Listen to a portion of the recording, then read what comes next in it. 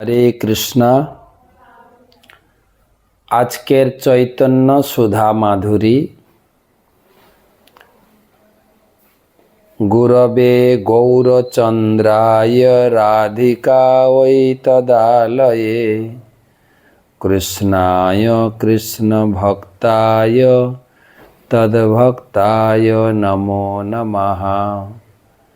বন্দে অহং শ্রীগুরো শ্রীযুতপদকমলম শ্রীগুরুন বৈষ্ণবাংশ্চ শ্রীরূপং সাগ্রজাতং সহগণ রঘুনাথান্বিতং তং সজীবং সাদ্বৈতং সাবধূতং পরিজন সহিতং কৃষ্ণ চৈতন্য দেবম শ্রী রাধা কৃষ্ণ পাদান সহগণ ললিতা শ্রী বিশাখান্বিতাংশ্চ নমো ওং বিষ্ণুপাদায় কৃষ্ণ পৃষ্ঠায় ভূতলে শ্রীমতে ভক্তি বেদান্ত स्वामी निति नामिने। नमस्ते सारस्वती देवे गौरवाणी प्रचारिणे निर्विशेष शून्यवादी पाश्चात्य देशतारिणे। आजनुलंबित भुजौ कनकावदातौ संकीर्तनैकपितरौ कमलायताक्षौ विश्वम्भरौ द्विजवरौ जुगधर्मपालौ वन्दे जगत्प्रियकरौ करुणावतारौ। ॐ नीलाचलनिवासाय नित्याय परमात्मने बलभद्रसुभद्राभ्यां जगन्नाथाय ते नमः। ओहे क्षेत्रपाल शिव तुमी दयामय कृष्ण भक्ति देह मरे हईया सदाय। जय श्री कृष्ण चैतन्य प्रभु नित्यानंद श्री अद्वैत गदाधर श्रीवासादि श्री गौर भक्तबिंद। हरे कृष्णा कृष्णा कृष्णा हरे हरे हरे राम राम राम हरे हरे। ओम नमो भगवते वासुदेवाय।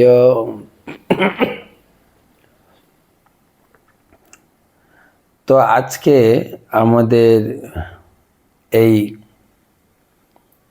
गुरुवार बृहस्पतिवार उपलक्षे चैतन्य सुधा माधुरी 15तम चैतन्य सुधा माधुरी आमरा श्री चैतन्य चरितामृतेर मध्यलीला आदिलीला द्वितीय परिच्छेदेर 11 श्लोके रयेछि। एखान थेके आमादेर आलोचना शुरू करब। चैतन्य तत्व चैतन्य महाप्रभु के छिलेन। तो आमरा मंगलाचरण पढ़ेছি जे प्रथम द्वितीय श्लोके यद्वैतं ब्रह्मोपनिषदि तदपश्य तनुभा ज आन्तान्तर्जामी पुरुष इति सोऽसांश विभव षडैश्चर्यै पूर्ण ज इह भगवान् स्वयंमयम् न चैतन्यात् कृष्णात् जगति परतत्त्वं परमिह। श्री चैतन्य महाप्रभु तिनी हच्छेन ब्रह्म परमात्मा एवं भगवान स्वयं, तार थेके परतत्त्व आर केउ नेই। भागवते जे बला हयेছে वदन्ति तत्तत् विदत्तम् जज ज्ञानम अद्वयम ब्रह्मेति परमात्मेति भगवानेति शब्दति। भगवान के 3टी शब्दे पर ब्रह्मेति परमात्मेति ভগবানেতে শব্দে তাকে আখ্যা করা যায়। সেই চৈতন্য তত্ত্ব নিরূপণের আজকে 15তম চৈতন্য সুধামাধুরী। প্রথমে ক্লাসে উপস্থিত সমস্ত চৈতন্য ভক্ত, চৈতন্য রসমাধুরী পিপাসু ভক্তবৃন্দকে জানাই আন্তরিক প্রীতি শুভেচ্ছা। চৈতন্য লীলাভূমি এই জগন্নাথ পুরীতে চৈতন্য মহাপ্রভুর বিভিন্ন ক্ষেত্র দর্শন এবং তার কৃপা লাভে অত্যন্ত দীনহীন আমি চৈতন্য চরিতামৃত থেকে আলোচনা প্রসঙ্গে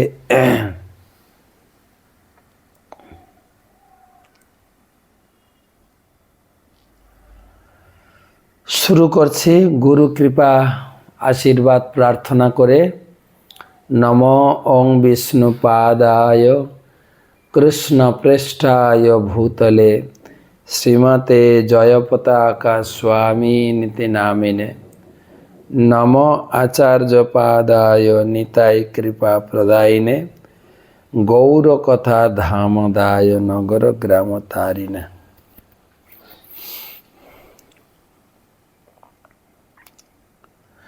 জয় জয় শ্রী চৈতন্য জয় নিত্যানন্দ জয়াদ্বৈত চন্দ্র জয় গৌরভক্তবৃন্দ।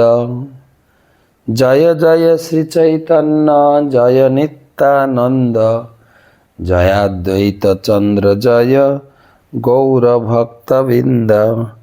জয় জয় শ্রী চৈতন্য জয় নিত্যানন্দ জয়াদ্বৈত চন্দ্র জয় গৌরভক্তবৃন্দ।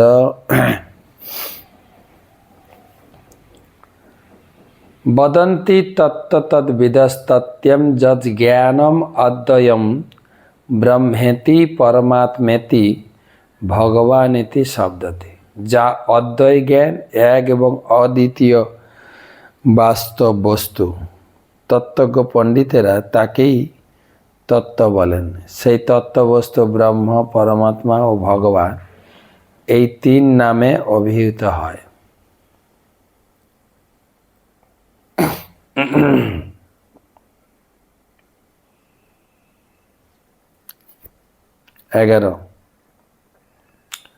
তো এই শ্লোকের তাৎপর্যে প্রভুপাদ লিখেছেন, এই সংস্কৃত শ্লোকটি শ্রীমদ্ ভাগবতমের প্রথম স্কন্ধের 2য় অধ্যায় 11তম শ্লোক। এখানে ছিল সুত গোস্বামী সমস্ত শাস্ত্রের সার সিদ্ধান্ত সম্বন্ধীয় শৌনক ঋষি প্রমুখ মহাত্মাদের প্রশ্নের উত্তর দিচ্ছেন। তত্ত্ববিদ বলতে তাকেই বোঝায় যিনি পরম তত্ত্ব সম্বন্ধে অবগত। তারা অদ্বয় জ্ঞান সম্বন্ধে অভিজ্ঞ, কেননা তারা পারমার্থিক স্তরে অধিষ্ঠিত। পরম তত্ত্বকে ব্রহ্ম, পরমাত্মা ও ভগবান এই তিন নামে অভিহিত করা হয়ে থাকে। যে সমস্ত তত্ত্বজ্ঞানী পুরুষেরা পরম তত্ত্ব সম্বন্ধে অবগত, তারা জানেন যে কেউ যদি মনোধর্ম প্রসূত জল্পনা কল্পনার মাধ্যমে সেই পরম তত্ত্বকে জানবার চেষ্টা করেন, তাহলে তার কাছে তিনি নির্বিশেষ ব্রহ্মরূপে প্রতিভাত হবেন। ভগবান যারা তাকে নির্বিশেষ রূপে জানতে চান, তার কাছে নির্বিশেষ রূপে প্রতিভাত হন। যারা তাকে পরমাত্মা বলে জানতে চান, তার কাছে পরমাত্মা রূপে, আবার ভগবান রূপে তার কাছেই প্রকাশিত হন।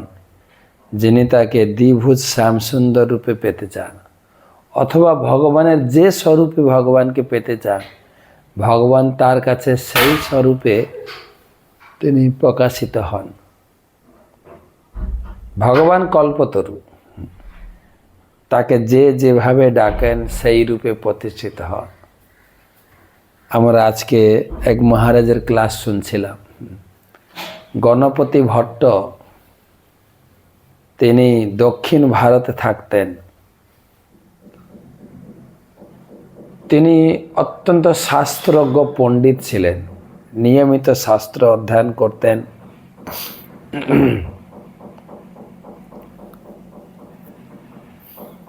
শাস্ত্র পড়ে তিনি জানতে পেরেছেন এই কলিযুগে পরম ব্রহ্ম সাক্ষাৎ পুরীতে তিনি আবির্ভূত হয়েছেন। আবির্ভূত হয়ে তিনি দর্শন দান করে জগৎবাসীকে মুক্তি দান করছেন।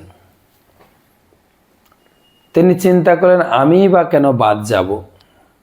তখনকার দিনে বাস ট্রেন কিছুই ছিল না, অনেক দূর থেকে অক্লান্ত পরিশ্রম করে তিনি এই পুরীর উদ্দেশ্যে পদব্রজে চলতে চলতে কয়েক হাজার কিলোমিটার রাস্তা অতিক্রম করে পুরীতে পৌঁছেছেন।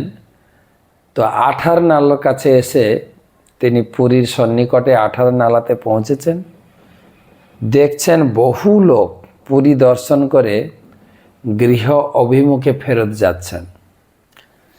তার মনে সন্দেহের উপক্রম হলো, সে কি, আমি তো শুনেছি পড়েছি যে পরম ব্রহ্মকে দর্শন করে মুক্তি লাভ করে মানুষ, তো লোকেরা যে বাড়ি ফিরে যাচ্ছে। কৌতূহলবশত জিজ্ঞাসা করলেন অনেক পথিককে, তোমরা কোথায় গেছিলে, কোথায় বা যাচ্ছ?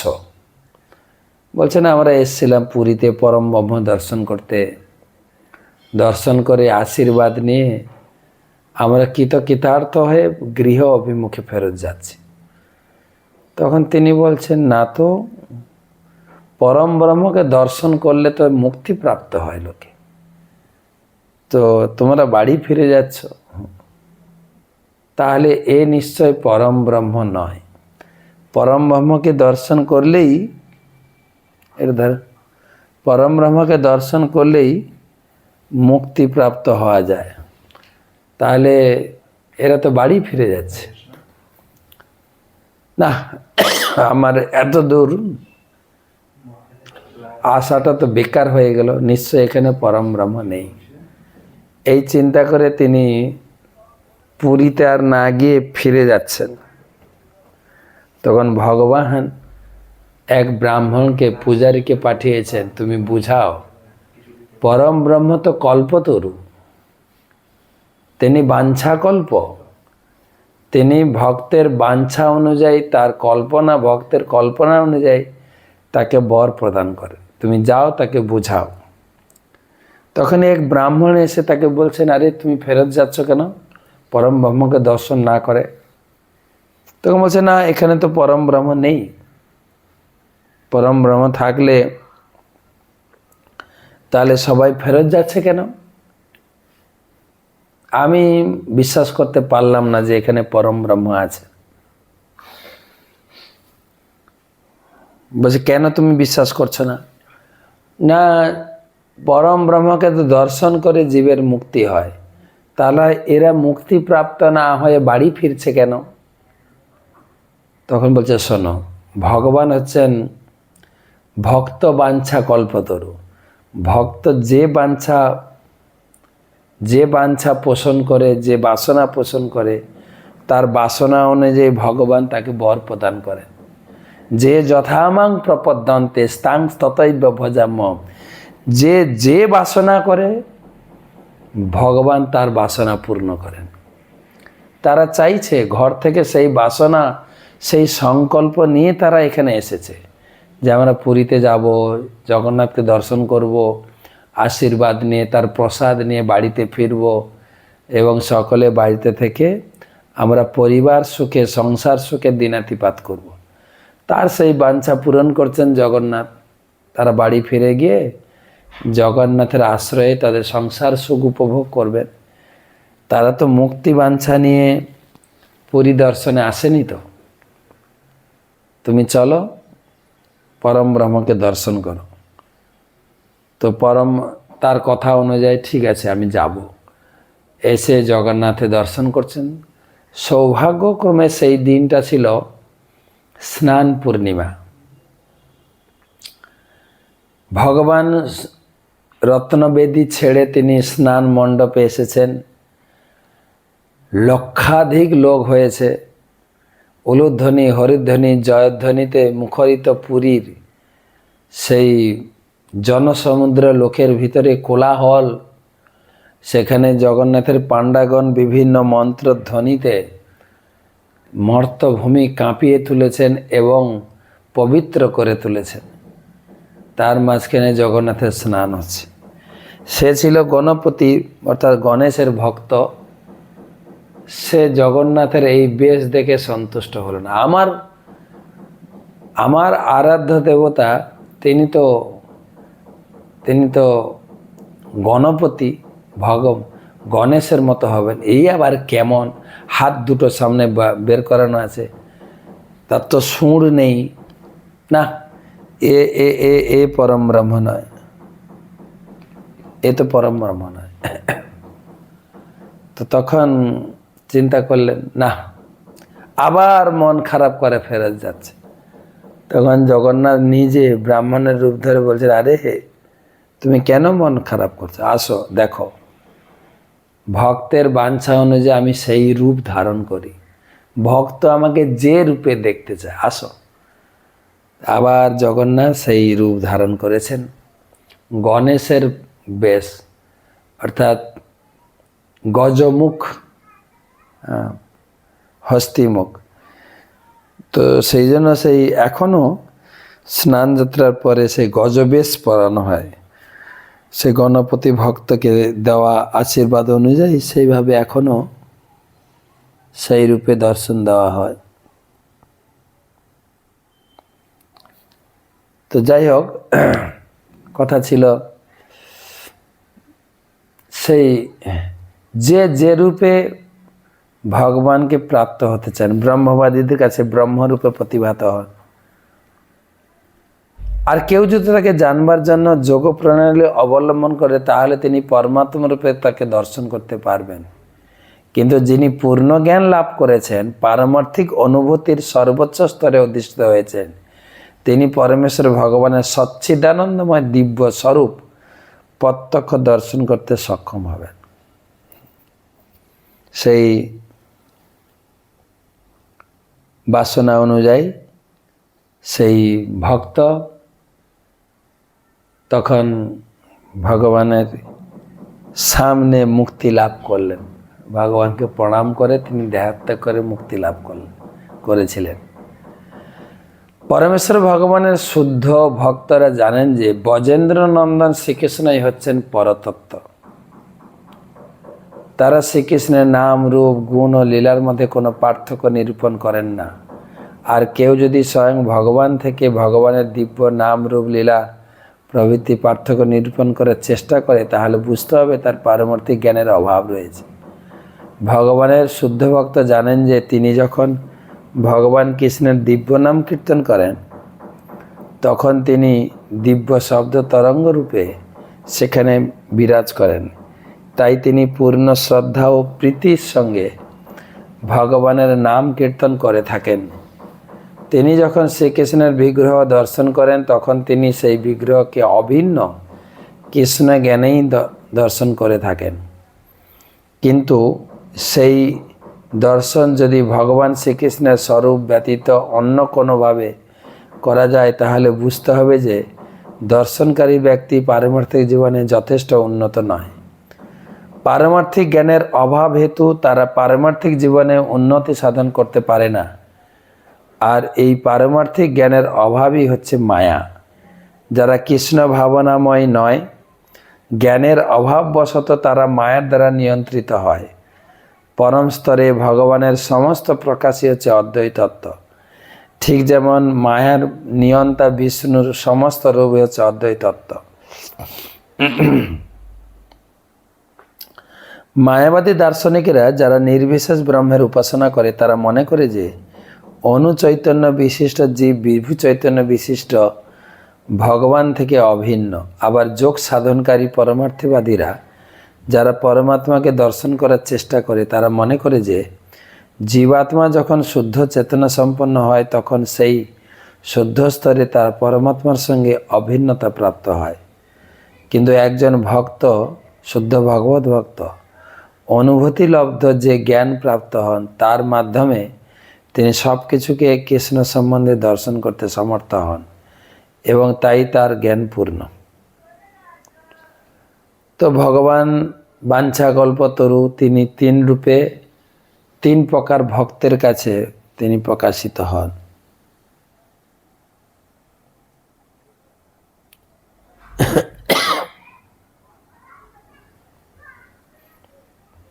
পরের শ্লোক 12 শ্লোক।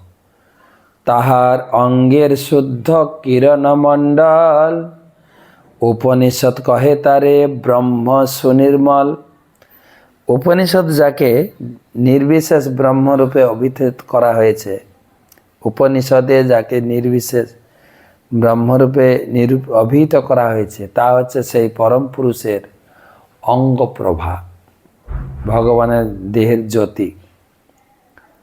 মুন্ডক উপনিষদে প্রদত্ত 3টি শ্লোকে পরমেশ্বর ভগবানের অঙ্গ প্রভা বা দেহ নির্গত রশ্মি ছট্ট সম্বন্ধে তথ্য প্রদান করা হয়েছে। সেখানে বলা হয়েছে, হিরণময়ে পরে কোষে বিরাজম ব্রহ্ম নিষ্কলম তৎশুভ্রম জ্যোতিষাং জ্যোতি তৎযদাত্মবিতো বিধু ন যত্র সূর্য ভাতি ন চন্দ্র তারকম নেমা বিদ্যুৎ ভাতি কুত হয়মগ্নি তমেব ভান্ত মনুভাতি সর্বম তস্য ভাষা সর্বমিদম বিভাতি ব্রহ্মৈ বেদমৃতম পুরতস্তদ্ব্রহ্ম পশ্চাৎ ব্রহ্ম দক্ষিণ ততশ্চত্তরেণ অধশ্চর্ধম চ প্রসিতস্য ব্রহ্মৈ বেদ বিশ্বমিদম বরিষ্ঠম।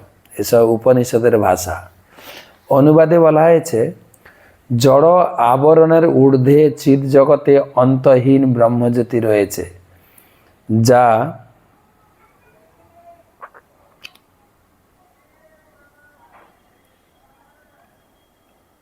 যা সব রকমের জড় কলুষ থেকে মুক্ত।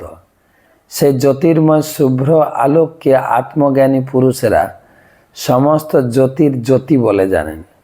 সেই চিন্ময় লোককে উদ্ভাসিত করার জন্য সূর্যরশ্মি, চন্দ্রকিরণ, অগ্নি অথবা বিদ্যুতের প্রয়োজন হয় না।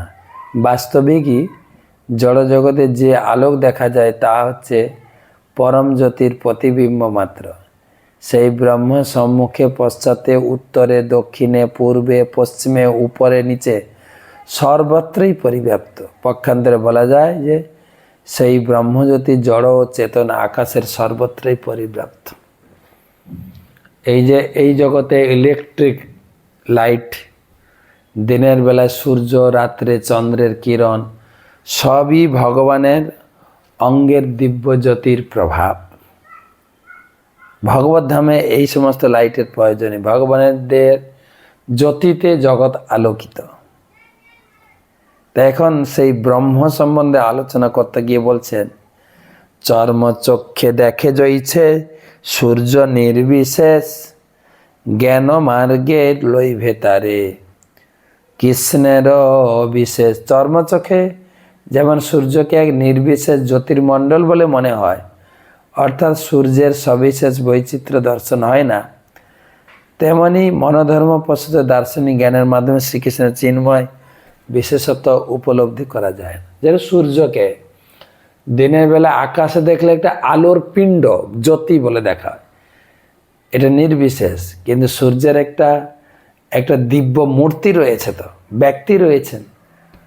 ঠিক সেই রকম ভগবানের অঙ্গজ্যোতি জ্যোতির মতো। যস্য প্রভা প্রভবত জগদণ্ড কোটিং কোটিস্য শেষব সুধাদি বিভূতি বিন্যম তদ ব্রহ্ম নিষ্কমলন্ত অশেষভূতম গোবিন্দমাদি পুরুষম তমহম ভজামি। অনন্ত কোটি ব্রহ্মাণ্ডে অনন্ত বসুধাদি বিভূতি থেকে যা পৃথক, সেই অখণ্ড অনন্ত ও অশেষভূত ব্রহ্ম, যার প্রভা, সেই আদি পুরুষ গোবিন্দকে আমি ভজনা করি। ব্রহ্ম সংহিতা থেকে এই শ্লোকটি উদ্ধৃত। সেখানে বলা হচ্ছে ভগবানের অনন্ত জ্যোতি, এই ব্রহ্মজ্যোতি ভগবানের জ্যোতি, গোবিন্দের জ্যোতি। অনন্ত কোটি ব্রহ্মাণ্ডের প্রতিটি ব্রহ্মাণ্ডই বিভিন্ন আকৃতি ও পরিবেশ সমন্বিত অসংখ্য গ্রহ নক্ষত্রে পূর্ণ। সেই সমস্ত প্রকাশিত হয়েছে অনন্ত অদ্বয় ব্রহ্ম বা পরম পূর্ণ থেকে, যা পূর্ণ জ্ঞানে বিরাজমান। সেই অন্তহীন ব্রহ্মজ্যোতির উৎস হচ্ছেন পরমেশ্বর ভগবান শ্রী গোবিন্দের চিন্ময় দেহ, সেই গোবিন্দই আদি পুরুষ রূপে বন্দিত হয়েছেন। পরের শ্লোক, কোটি কোটি ব্রহ্মাণ্ডে যে ব্রহ্মের বিভূতি, সেই ব্রহ্ম গোবিন্দের হয় অঙ্গ কান্তি। এই যে কোটি কোটি ব্রহ্মাণ্ডের বিভূতি, ব্রহ্মের বিভূতি, সেটা যে গোবিন্দের অঙ্গকান্তি। সেই গোবিন্দ ভজি আমি তেহ মোর গতি, তাহার প্রসাদে মোর হয় সৃষ্টি শক্তি। ব্রহ্মা বলছেন গোবিন্দম আদি পুরুষম তমং ভজামি। আমি সেই গোবিন্দের ভজনা করি, সেই গোবিন্দ ভজি আমি তেহ মোর গতি, তাহার প্রসাদে হয় সৃষ্টি শক্তি। সেই গোবিন্দের কৃপায় আমি এই সৃষ্টি রচনা করছি। সূর্য যদিও সমস্ত গ্রহগুলি থেকে বহু দূরে অবস্থিত, তবুও তার কিরণ সমস্ত গ্রহগুলিকে পালন করে। বাস্তবিক পক্ষে সূর্য তার তাপ ও আলোক সমস্ত ব্রহ্মাণ্ড জুড়ে বিতরণ করে, তেমনি পরম সূর্য গোবিন্দ তার বিভিন্ন শক্তিরূপে সর্বত্র তাপ ও আলোক বিতরণ করেন। সূর্যের তাপ ও আলোক সূর্য থেকে অভিন্ন, তেমনি গোবিন্দের অনন্ত শক্তিও স্বয়ং গোবিন্দ থেকে অভিন্ন। তাই সর্বব্যাপ্ত ব্রহ্ম হচ্ছেন সর্বব্যাপ্ত গোবিন্দ। ভগবদ্গীতায় সেই কথা বলা হয়েছে, নির্বিশেষ ব্রহ্মের আশ্রয় হচ্ছেন গোবিন্দ। সেটি হচ্ছে যথার্থ তত্ত্বজ্ঞান। তাই নির্বিশেষ ব্রহ্ম গোবিন্দের অঙ্গজ্যোতি। অনেক লোক আছে না, ধ্যান করতে গিয়ে কেবল জ্যোতির ধ্যান করে, হ্যাঁ, তারা ভগবান পর্যন্ত পৌঁছাতে পারে না। মনয় আরেকটা শ্লোক ভাগবতম থেকে, মনয় বাত বসনা শ্রমণা ঊর্ধ্বমন্থিনা ব্রহ্ম্যাখ্যম ধামতে জান্তি শান্ত্যা সন্ন্যাসিনঃ মলা। মুনয় বাত বসনা শ্রমণা ঊর্ধ্বমন্থিনা ব্রহ্ম্যাখ্যম ধামতে জান্তি শান্ত্যা সন্ন্যাসিনঃ মলা।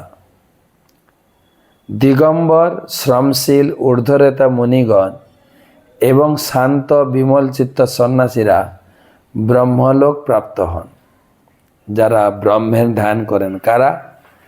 দিগম্বরী, শ্রমশীল, ঊর্ধ্বরেতা মুনি আর সন্ন্যাসী, তারা ব্রহ্মলোক প্রাপ্ত হন। শ্রীমদ্ ভাগবতের একাদশ স্কন্ধে ষষ্ঠ অধ্যায়ে সপ্তচত্বারিংশতিতম শ্লোকে বাত বাসনা শব্দটি সেই সমস্ত পরমার্থবাদীদের উদ্দেশ্যে ব্যবহৃত হয়েছে যারা কোনো রকম জড় বস্তুর উপর নির্ভর করেন না, এমনকি তাদের দেহকে আবৃত করার জন্য তারা বস্ত্র পরিধান করারও প্রয়োজন বোধ করেন না। পক্ষান্তরে তারা সর্বতভাবে প্রকৃতির উপর নির্ভর করেন। এই ধরনের তপস্যা পরায়ণ সাধুরা প্রচণ্ড শীতে, উত্তপ্ত গ্রীষ্মে তাদের দেহে আবৃত করেন না। সব রকম দৈহিক কষ্ট উপেক্ষা করে তারা কঠোর তপস্যা পালন করে এবং দ্বারে দ্বারে ভিক্ষা করে জীবন ধারণ করেন। জ্ঞাতসারে অথবা অজ্ঞাতসারে তারা কখনো বীর্যপাত করেন না। এইভাবেই কঠোর ব্রহ্মচর্য পালন করার ফলে তারা ঊর্ধ্বরেতা হন। তার ফলে তাদের বুদ্ধি, স্মৃতিশক্তি অত্যন্ত প্রখর হন। তাদের মন কখনো পরম তত্ত্ব ধ্যান থেকে বিচ্যুত হয় না। তারা কখনই জড় ইন্দ্র সুখভোগের বাসনা দ্বারা কলুষিত হয় না। এইভাবে কঠোর তপস্যা পালন করার মাধ্যমে এই ধরনের তপস্বীরা জড়া প্রকৃতির স্তর অতিক্রম করেন, নির্বিশেষ ব্রহ্মে প্রবেশ করে সেখানে স্থিত হন। ব্রহ্ম সম্বন্ধে আলোচনা সম্পূর্ণ হলো। ব্রহ্ম কি এবং কারা ব্রহ্মগতি লাভ করেন। এখন আমরা যাব পরমাত্মা তত্ত্ব আলোচনায়। অন্তর্যামী যারে যোগ শাস্ত্রে কয়, আত্মা অন্তর্যামী যারে যোগ শাস্ত্রে কয়, সেই গোবিন্দের অংশ বিভূতি যে হয়। যোগশাস্ত্রে যাকে আত্মা অন্তর্যামী বা পরমাত্মা বলে বর্ণনা করা হয়েছে, তিনি হচ্ছেন গোবিন্দের অংশ বিভূতি। ব্রহ্ম অংশ, পরমাত্মাও গোবিন্দের অংশ। বহুপাত তাৎপর্যে লিখছেন, পরমেশ্বর ভগবান স্বাভাবিকভাবেই আনন্দময়।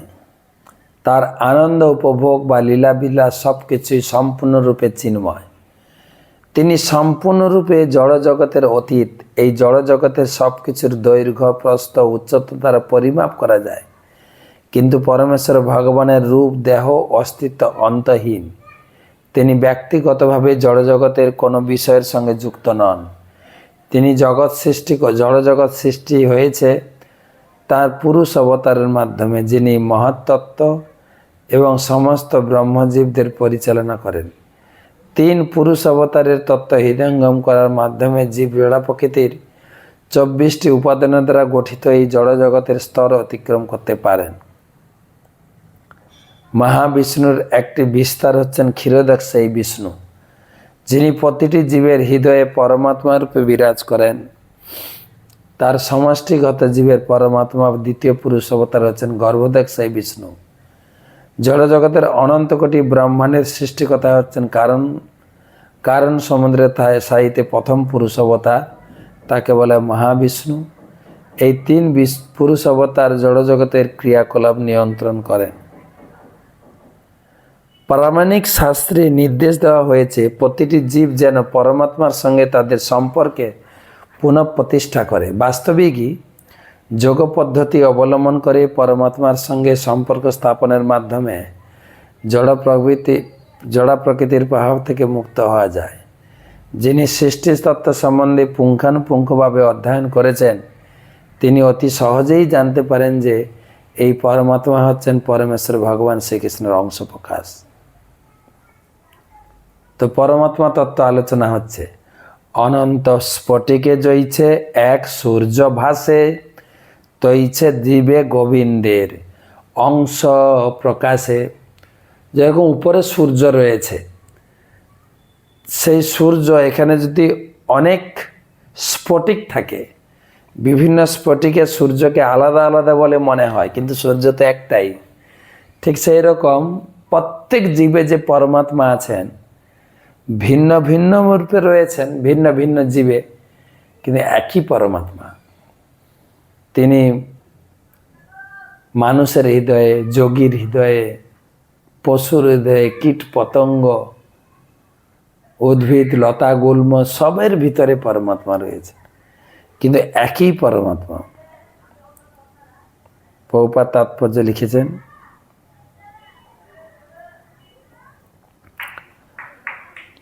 সূর্য একটি বিশেষ স্থানে অবস্থিত হলেও অন্তহীন মণিরত্নে তার প্রতিফলন হয়, এবং তখন মনে হয় যেন সূর্য যেন মণিগুলির মধ্যে অসংখ্য রূপে অবস্থান করছে। তেমনি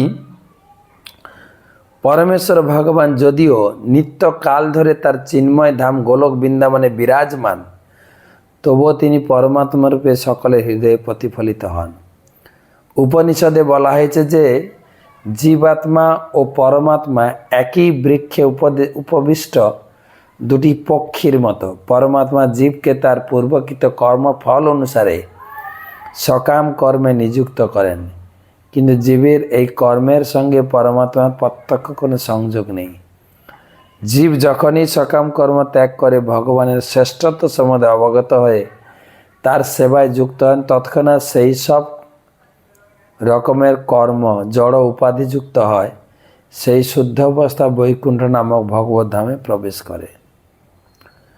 প্রতিটি জীবের পথপ্রদর্শক পরমাত্মা কখনই জীবের কামনা বাসনা চরিতার্থ করার কাজে যুক্ত হয় না, কিন্তু জড়া প্রকৃতির মাধ্যমে তাদের কামনা বাসনা চরিতার্থ করার আয়োজন তিনি করেন। জীব যখনই পরমাত্মার সঙ্গে তার নিত্য সম্পর্কের কথা ভুলে যায় বা অবগত হয়ে তার দিকে অবলোকন করে, তখন জড়জাগতিক বন্ধন থেকে তার মুক্ত হয়। খ্রিস্টান দার্শনিকেরা যারা কর্মফলে বিশ্বাস করে না, তর্ক চলে, তারা বলে যে পূর্বকৃত যে কর্ম সম্বন্ধে তাদের কোনো রকম ধারণাই আমাদের নেই। তার ফল কিভাবে এই জীবনে উপভোগ করা সম্ভব? আদালতে প্রথম সাক্ষীর মাধ্যমে কয়েকদিকে তার অপরাধ সম্বন্ধে অবগত করানো হয়, তারপর তাকে দণ্ড দেওয়া হয়। মৃত্যু যদি পূর্ণ বিস্মৃতি হয়, তাহলে তার পূর্বকৃত পাপ কর্মের জন্য দণ্ড ভোগ করতে হয় কেন? এই ধরনের ভ্রান্তিমূলক প্রশ্নের উত্তর পরমাত্মা উপলব্ধির মাধ্যমে যথাযথভাবে পাওয়া যায়। পরমাত্মা হচ্ছেন জীবের পূর্বকৃত কার্যকলাপের সাক্ষী। কোনো মানুষের হয়তো ছোটবেলার কথা মনে থাকতে না পারে, কিন্তু পিতামাতা যিনি তাকে ধীরে ধীরে বড় হতে দেখেছেন তার অবশ্যই মনে থাকে। তেমনি জীব বিভিন্ন জীবনে বিভিন্ন দেহ পরিবর্তন করলেও পরমাত্মা সর্বদাই তার সঙ্গে অবস্থান করে তার সমস্ত কার্যকলাপের কথা মনে রাখেন। গীতা থেকে একটা শ্লোক উদ্ধৃতি করে কবিরাজ গোস্বামী বলছেন, অথবা বহু নৈতে ন কিং জ্ঞাতে ন তবার্জুন বিষ্টভ্যাহমিদম কৃষ্ণম একাংশেন স্থিত জগৎ। হে অর্জুন, এর থেকে আর বেশি কি বলবো? আমি এক অংশের দ্বারা সমস্ত জগতে প্রবিষ্ট হয়ে বর্তমান থাকি। অর্জুনকে নিজের শক্তি বর্ণনা করে পরমেশ্বর ভগবান ভগবদ্গীতার 10ম অধ্যায়ে এই শ্লোকটি বলে 10ম অধ্যায় শেষ করেছে। 10ম অধ্যায়ের নাম বিভূতি যোগ। ভগবান নিজের অনেক বিভূতির কথা বলেছেন, অনেক বিভূতির কথা। লাস্টে এই শ্লোকটা দিয়েছেন, আর বেশি কি বলবো, তোমার আমার মাথা খারাপ হয়ে যাবে। মনে রাখো, আমার এক অংশের দ্বারা সারা জগতে আমি প্রবিষ্ট হয়ে আছি। সারা জগতে আমার অংশ প্রত্যেকটি বস্তু অনুপরমাণুর মধ্যে রয়েছে। তাই বস্তুর কি বলা যায়, মূল্য প্রকাশিত হয়েছে।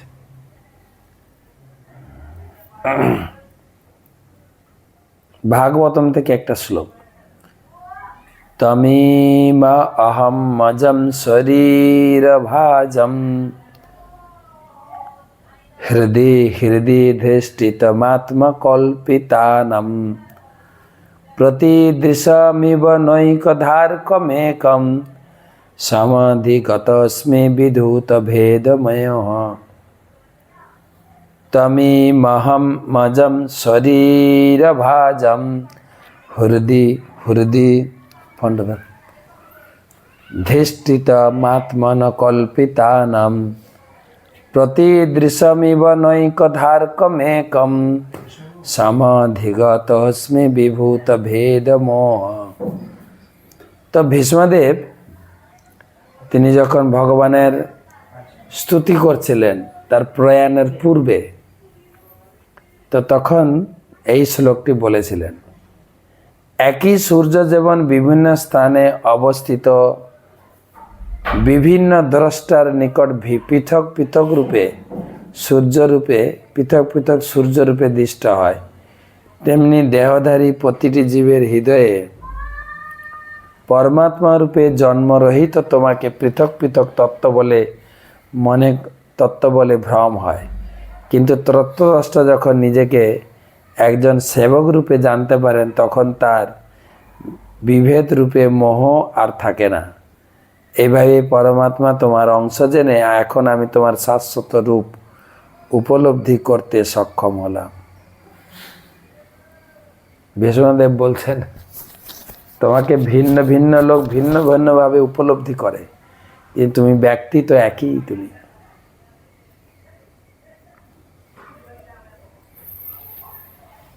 এই শ্লোকটি শ্রীমদ্ ভাগবতমের প্রথম স্কন্ধে 9ম অধ্যায়ে ৪৪তম শ্লোক থেকে উদ্ধৃত।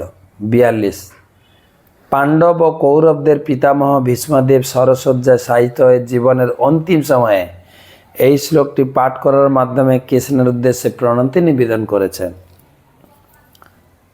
মহারাজ যুধিষ্ঠির যখন মৃত্যুর পথযাত্রী ভীষ্মদেবের কাছে নৈতিক ও ধর্ম সম্বন্ধে উপদেশ গ্রহণ করেছিলেন, তখন শ্রীকৃষ্ণ, অর্জুন, অগণিত বন্ধু বান্ধব, আত্মীয় স্বজন, মুনি ঋষি সেখানে সমবেত হয়েছিলেন।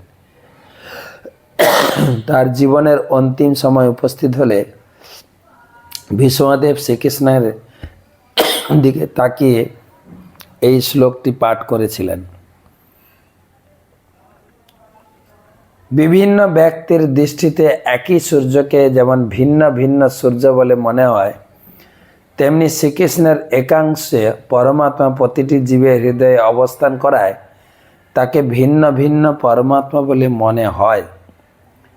কেউ যখন ভগবত সেবায় যুক্ত হয়ে পরমেশ্বর ভগবান শ্রীকৃষ্ণের সঙ্গে ঘনিষ্ঠ সম্পর্কে সম্পর্কিত হয়, তখন তিনি পরমাত্মাকে পরমেশ্বর ভগবানের অংশ প্রকাশ রূপে দর্শন করেন। ভীষ্মদেব জানতেন যে পরমাত্মা হচ্ছেন শ্রীকৃষ্ণের অংশ প্রকাশ। তিনি এও উপলব্ধি করেছিলেন যে শ্রীকৃষ্ণ হচ্ছেন জন্মরহিত চিন্ময় পরম পুরুষ। সেই তো গোবিন্দ সাক্ষাৎ চৈতন্য গোসাই, জীব নিস্তারিতে হইছে দয়ালু আর নাই। কবিরাজ গোস্বামী ব্রহ্মতত্ত্ব, পরমাত্মা তত্ত্ব, ভগবত তত্ত্ব প্রকাশ করলেন যে কৃষ্ণেরই প্রকাশ, কৃষ্ণেরই প্রকাশ, একই ব্যক্তি। আর সেইটা প্রতিষ্ঠিত করতে কৃষ্ণই ব্রহ্ম, কৃষ্ণই পরমাত্মা এবং কৃষ্ণই হচ্ছেন স্বয়ং ভগবান, এইটা প্রকাশ করে তিনি প্রতিষ্ঠা করে সেই কৃষ্ণ এখন তিনি চৈতন্য রূপে গৌড়ীয় গগনে উদিত হয়েছিলেন। চৈতন্য মহাপ্রভু আর গোবিন্দের ভিতরে কোনো পার্থক্য নেই। ব্রজেন্দ্র নন্দন যেই সচিসুত হইল সেই, এটাকে জোরালোভাবে প্রতিষ্ঠা করে তবে চৈতন্য চরিতামৃত তিনি বর্ণনা করুন। আগে চৈতন্য মহাপ্রভু কে ছিলেন? সেই তো গোবিন্দ সাক্ষাৎ চৈতন্য গোসাই, জীব নিস্তারিতে হইছে দয়ালু আর নাই। সেই গোবিন্দ স্বয়ং চৈতন্য গোসাই রূপে আবির্ভূত হয়েছেন বদ্ধ জীবদের উদ্ধার করার জন্য। তার মতো এমন দয়ালু আর কেউ নেই।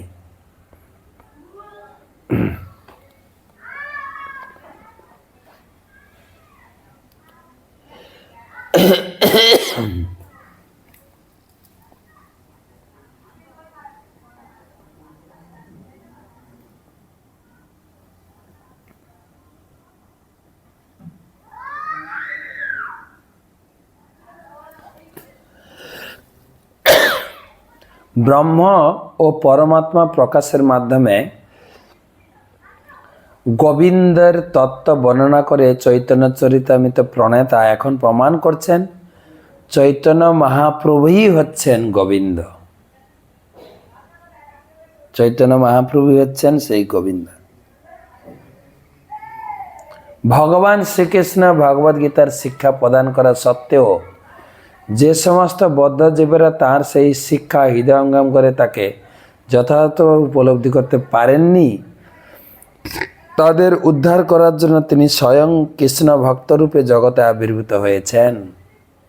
শ্রীমদ্ ভগবদ গীতায় পরমেশ্বর ভগবান শ্রীকৃষ্ণ স্পষ্টরূপে নির্দেশ দিয়েছেন পরম তত্ত্ব হচ্ছেন সবিশেষ পুরুষ, নির্বিশেষ ব্রহ্ম হচ্ছে তার দেহ নির্গত রশ্মিচ্ছটা, পরমাত্মা হচ্ছেন তার অংশ প্রকাশ। তাই সমস্ত মানুষদের নির্দেশ দেওয়া হয়েছে যে সব রকমের জড়জাগতিক মতবাদগুলি বর্জন করে শ্রীকৃষ্ণের প্রদর্শিত পন্থা অনুসরণ করতে। ভগবানের চরণে অপরাধী মানুষেরা তাদের অজ্ঞানতার জন্য এই উপদেশ কিন্তু হৃদয়ঙ্গম করতে পারল না।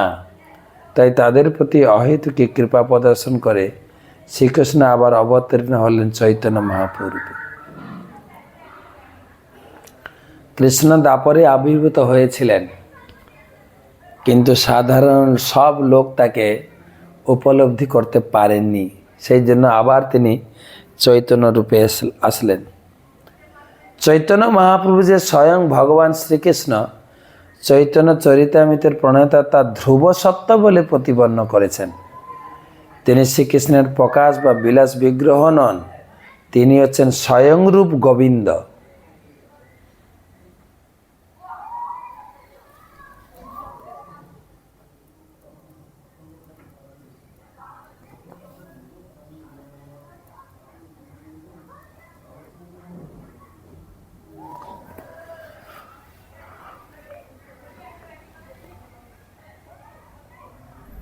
শ্রী চৈতন্য মহাপ্রভু যে পরমেশ্বর ভগবান শ্রীকৃষ্ণ স্বয়ং, সেই সম্বন্ধে ছিল কবিরাজ গোস্বামীর দেওয়া শাস্ত্র প্রমাণ ব্যতীত আরও বহু প্রমাণ রয়েছে।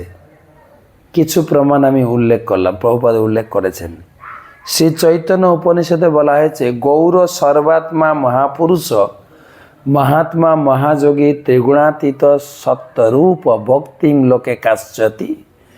শ্রী গৌর হচ্ছেন সর্বব্যাপ্ত পরমাত্মা এবং পরমেশ্বর ভগবান। তিনি মহাযোগী মহাত্মা রূপে আবির্ভূত হয়েছে। তিনি প্রকৃতির 3 গুণের অতীত, তিনি সত্যরূপ। তিনি সমস্ত জগৎ জুড়ে ভগবত ভক্তি প্রবর্তন করেন। শ্বেতাশ্বতর উপনিষদে বলা হয়েছে, তমীশ্বরাণাম পরমম মহেশ্বরম তং দেবতানাম পরমম চ দৈবতম পতিং পতীনাম পরমং পরস্তাৎ বিদামদেবম ভুবনেশ মিডিয়ম। হে পরমেশ্বর, আপনি পরম মহেশ্বর, সমস্ত দেবতাদের আরাধ্য, সমস্ত ঈশ্বরদের মধ্যে ঈশ্বর। আপনি সমস্ত পতিদের পতি, পরমেশ্বর ভগবান এবং সমস্ত আরাধ্য পুরুষদের মধ্যে আরাধ্য। মহান প্রভুর বৈ পুরুষ সত্য সৈধ্য প্রবর্তক সুনির্মলামিমাম প্রাপ্তি মিশান জ্যোতিরব্যয়। পরমেশ্বর ভগবান হচ্ছেন মহাপ্রভু। তিনি দিব্য জ্ঞান প্রদান করেন। তার সংস্পর্শে আসার অর্থ হচ্ছে অব্যয় ব্রহ্মজ্যোতির সংস্পর্শে আসা। মুন্ডক উপনিষদে বলা হয়েছে, যদা পশ্যত রুক্ম বর্ণম কর্তারমীশং পুরুষং ব্রহ্মযোনিম। পরম ভক্তা, পরম কর্তা, পরম ব্রহ্মের উৎস, সেই পরম কান্তি পরম পুরুষকে যিনি দর্শন করেছেন তিনি মুক্ত। শ্রীমদ্ ভাগবতে উল্লেখ করা হয়েছে, ধ্যেয়ম সদা পরিভব ঘ্নম ভীষ্টদোহ তীর্থাস্পদম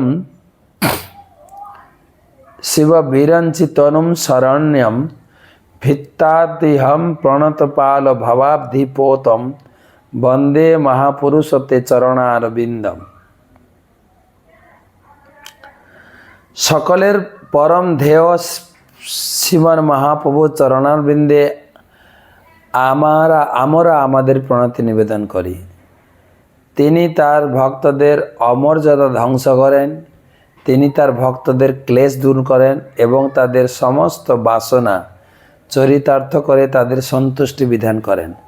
তিনি হচ্ছেন সমস্ত তীর্থের উৎস, সমস্ত মুনি ঋষিদের আশ্রয়। তিনি শিব, বিরঞ্চি, ব্রহ্মা আদিরও আরাধ্য। তিনি হচ্ছেন ভবসমুদ্র পার হওয়ার তরণী। হিতাদ্যার্থ প্রণতপাল ভবাব্ধিপোতম। আরেকটা শ্লোক, ত্যক্ত্যা সুদুস্তেজ সুরসিত রাজলক্ষ্মীম ধর্মিষ্ঠ আর্য বচসা যদ্গাদরণ্যম মায়া মৃগম দ্বৈত এপ্সিত মৎস্য ধাবত বন্দে মহাপুরুষতে চরণারবিন্দম।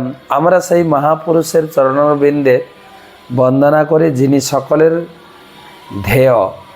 তিনি তার গৃহস্থ আশ্রম এবং স্বর্গের দেবতাদেরও আরাধ্য। তার নিত্য সহচরী লক্ষ্মী দেবীকে ত্যাগ করে মায়াচ্ছন্ন অধবতিত জীবদের উদ্ধার করার জন্য গভীর অরণ্যে প্রবেশ করেছিলেন। ভাগবতম থেকে প্রহ্লাদের উক্তি, ইত্থং নীতির্যদ ঋষিদেব ঝসাবতারৈ লোকান বিভা বয়সে হংসি জগৎ প্রতীপান धर्मं महापुरुषपाशी जुगानुवित्यम छन्न कलौ যদ্ভব স্ত্রীযুগ অথ শতম। হে ভগবান, আপনি নর পশু ঋষি দেবতা জলচর জীব আদি বিভিন্ন কুলে অবতীর্ণ হয়ে জগতের সমস্ত শত্রুদের সংহার করেন। এভাবেই আপনি জগৎকে দিব্য জ্ঞানের আলোকে উদ্ভাসিত করেন। হে মহাপুরুষ, কলিযুগে আপনি কখনো কখনো নিজেকে প্রচ্ছন্ন করে অবতরণ করেন। তাই আপনার আরেক নাম ত্রিযুগ, যিনি কেবল 3 যুগে আবির্ভূত হন। কৃষ্ণ জামলে আরেকটা শ্লোক, চৈতন্য মহাপ্রভু যে ভগবান তার বিভিন্ন শাস্ত্র প্রমাণ আপনারা এখান থেকে নিতে পারেন। পুণ্যক্ষেত্রে নবদ্বীপে ভবিষ্যামি শচী সুত। পুণ্যক্ষেত্রে নবদ্বীপ ধামে আমি শচী দেবীর পুত্র রূপে আবির্ভূত হব। বায়ু পুরাণে কলৌ সংকীর্তন আরম্ভে ভবিষ্যামি শচী সুত। কলিযুগে যখন সংকীর্তন আন্দোলন আরম্ভ হবে তখন আমি শচী দেবীর পুত্র রূপে আবির্ভাব হব। ব্রহ্মজামলে অথবাহম ধরা ধামে ভূত্যা মদ্ভক্ত রূপদৃক মায়ায়াম চ ভবিষ্যামি কলৌ সংকীর্তন আগমে। কখনো কখনো আমি ভক্তরূপে ধরাধামে অবতীর্ণ হই, বিশেষ করে কলিযুগে নাম সংকীর্তন আন্দোলন শুরু করার জন্য শচী দেবীর পুত্ররূপে আবির্ভূত হয়। অনন্ত সংহিতায় জয় এব ভগবান কৃষ্ণ রাধিকা প্রাণবল্লভা সৃষ্টাদৌ স জগন্নাথ গৌর আসীন মনে মহেশ্বরী। হে মহেশ্বরী দেবী,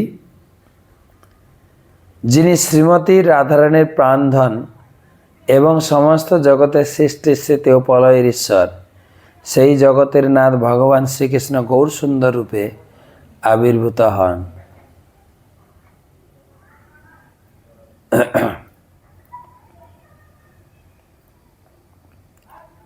তো আমরা 22 পর্যন্ত পড়লাম।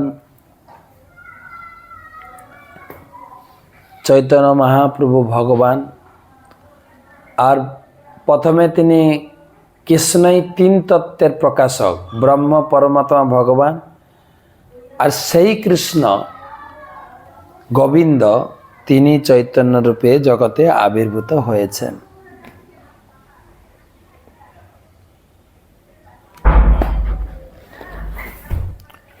এখন দুটো প্রশ্ন নেব।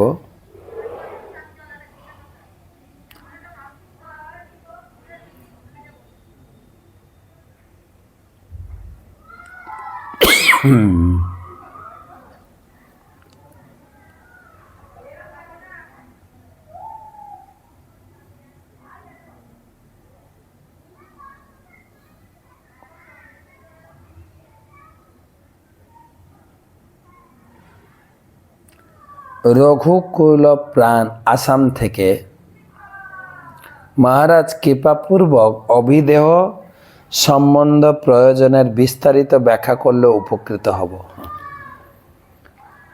সম্বন্ধ তত্ত্ব, অভিদেহ এবং প্রয়োজন অনেক বড় ব্যাখ্যা আছে, আমি সংক্ষেপে বলি। এবং এই তত্ত্বের 3 বিগ্রহ। সম্বন্ধ বিগ্রহ হচ্ছে মদনমোহন, অভিদেহ বিগ্রহ হচ্ছেন গোবিন্দ, প্রয়োজন হচ্ছেন গোপীনাথ। কয়েকদিন আগে আমরা সেই গোপীনাথ মন্দির, টোটা গোপীনাথ মন্দিরে গিয়ে এই কথা আলোচনা করছিলাম।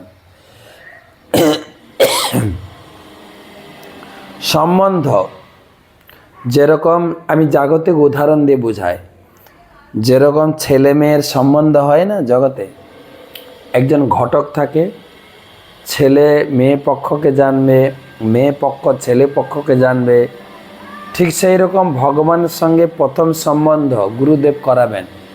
কৃষ্ণ ভগবান, তুমি কৃষ্ণের দাস এবং কৃষ্ণের তত্ত্ব জানার জন্য তুমি গীতা পড়ো। প্রথম কৃষ্ণ সম্বন্ধে সম্বন্ধ করানো, আর সেই বিগ্রহ হচ্ছে মদনমোহন। এরপরে আমি কৃষ্ণের সেবায় যুক্ত হব, সেটাকে বলে অভিদেহ তত্ত্ব, মানে সেবা। আর প্রয়োজন হচ্ছে কৃষ্ণ সেবা করে আমি কি প্রাপ্ত হতে চাই, কৃষ্ণ প্রেম, তাই সেটা বলে প্রয়োজন, বা কৃষ্ণের ধামে আমি ফিরে যাব, প্রয়োজন তত্ত্ব। তা হচ্ছেন গোপীনাথ। গোপীনাথ হচ্ছেন আমরা যখন উপলব্ধি করতে পারবো আমরা ভোক্তা নই, আমরা পুরুষ নই, আমার প্রকৃতি, আমাদের একমাত্র ভোক্তা হচ্ছেন গোপীনাথ, গোবিন্দ। তো সে হচ্ছে প্রয়োজন বিগ্রহ। সম্বন্ধ হচ্ছেন প্রথম সম্বন্ধ, তারপরে ভগবানের সেবায় যুক্ত হওয়া, তারপরে ভগবানকে প্রাপ্ত হওয়া। দ্বিতীয় প্রশ্ন, বৃহৎ চৈতন্য দাস গীতা ভাগবত চৈতন্য চরিতামৃত পড়লে কি কি তত্ত্ব জানতে পারবো? ভালো প্রশ্ন।